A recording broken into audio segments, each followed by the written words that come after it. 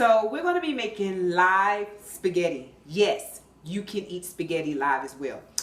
Our noodles are going to be made out of zucchini, and we're going to make our sauce out of sun-dried tomatoes, and they have been soaked overnight. I soaked them yesterday. As well as dates. We're going to use dates for our sweetener, so our dates have been soaking as well. We're going to use fresh basil. We're going to use fresh rosemary. We're going to use a red onion that we had already used in the previous video, and a green pepper. We're going to use Himalayan salt as usual, along with, I like a little spice, so I'm going to use crushed red pepper.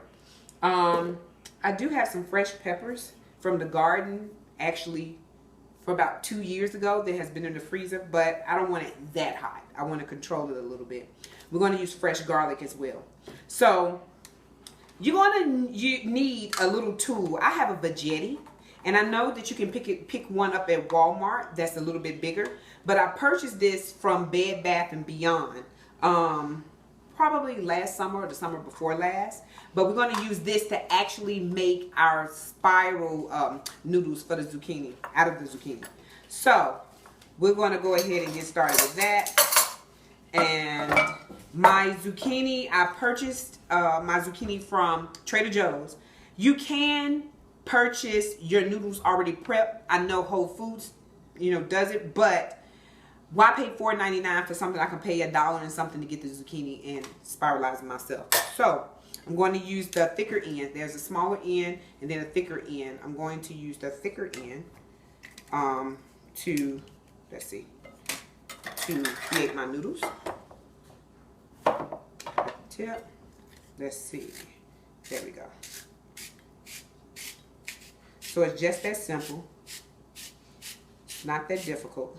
So this is a low carb meal. It's not that you cannot have spaghetti. You just have to be a little creative, right?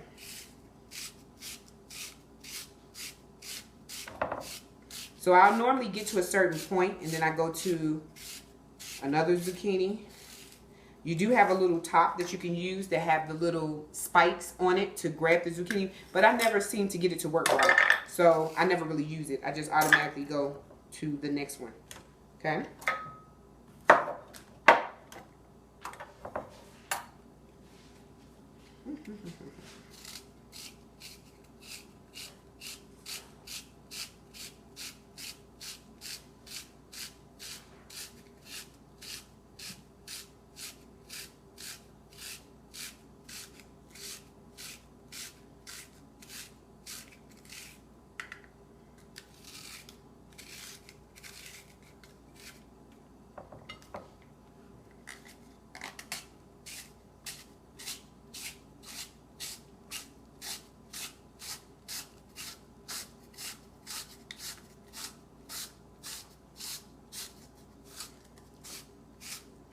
Yes, after a while, it becomes tiring.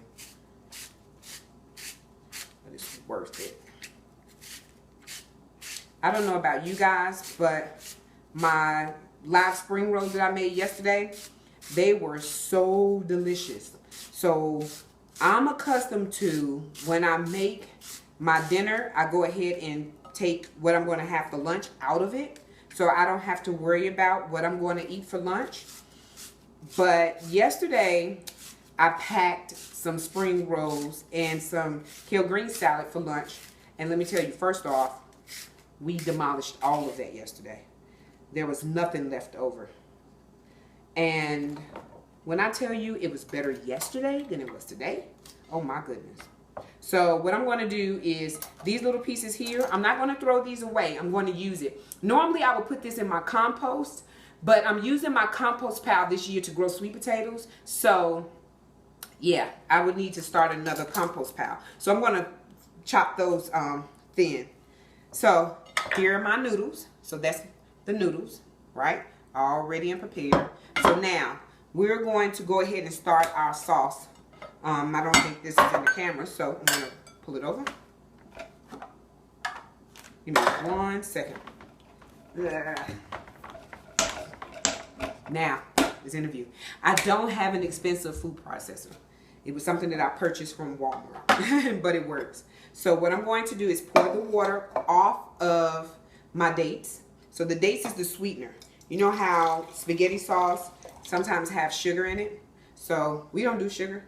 So I will be using my dates. So that's that. And my sun-dried tomato. So my sun-dried tomatoes.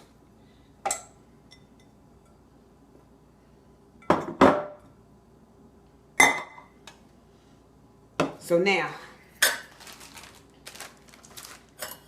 I'm going to put 2 cloves of fresh garlic.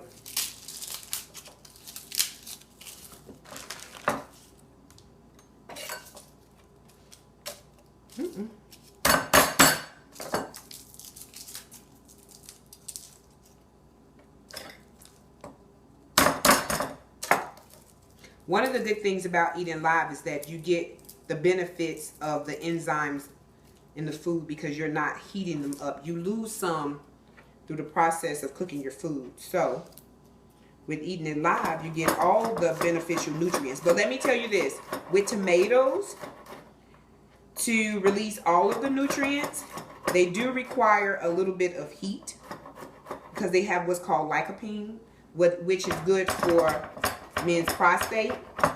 So keep that in mind when we're making our sandwiches and things like that for our men. It would benefit them if we add a little heat to it so that we can release that property.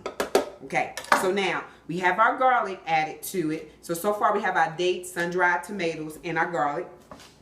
Let's add a little bit of rosemary to it. That should be about enough. Let's add a little basil. I don't want it to turn green, so I think 2 would be enough. And then let's add our salt. You want to be careful with your sodium because your sodium can also cause you to retain some water. So being that we already have the tomatoes and tomatoes has sodium in it already. So let's add 1/4 of a teaspoon.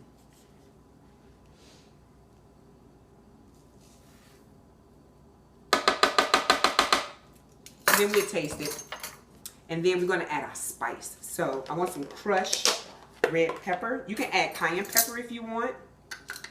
Let's add 1/4 of a teaspoon.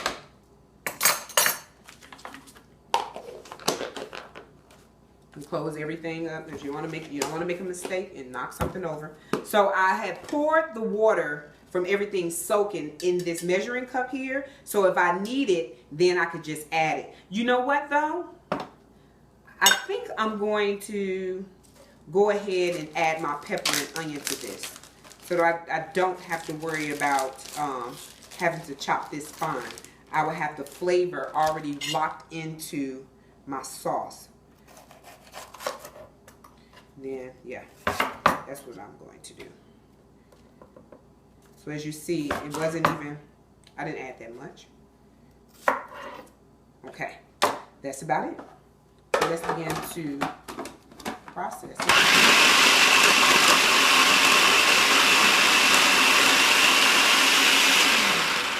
So now, I'm going to add a little bit of the liquid from everything soaking, which will add the flavor from it as well.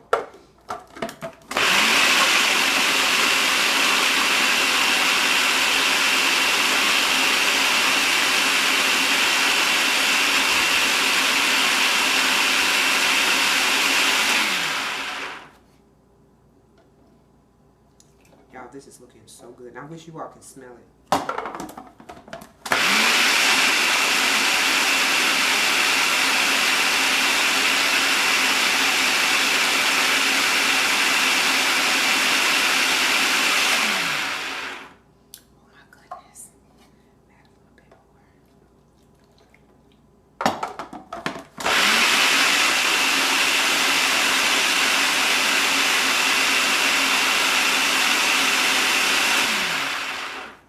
So now, I'm going to taste a little bit. I didn't add a spoon to my setup. So,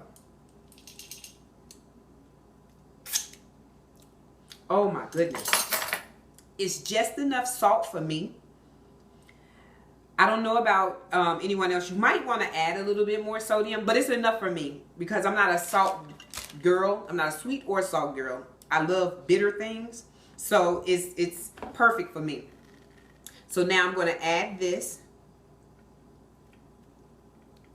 Oh my goodness. Oh my goodness. Oh my goodness. Oh my goodness. Look at that. Look at that. So now, if you wanted to add some protein to keep it live, what I would do is soak some walnuts and chop the walnuts fine, or you can even put them in a food processor separately and add them. And then you can add different sausage seasonings to it. But this right here, guys, beautiful, beautiful. So this is going to be added to our dinner tonight, as well as, let me see, I want to make some more spring rolls because they were so delicious yesterday, and I have some of the fixings left over. But I don't want to add it to this meal. What I should have done, no, I like it the way it is. I'm going to add some walnuts like I suggested. But voila, that is it.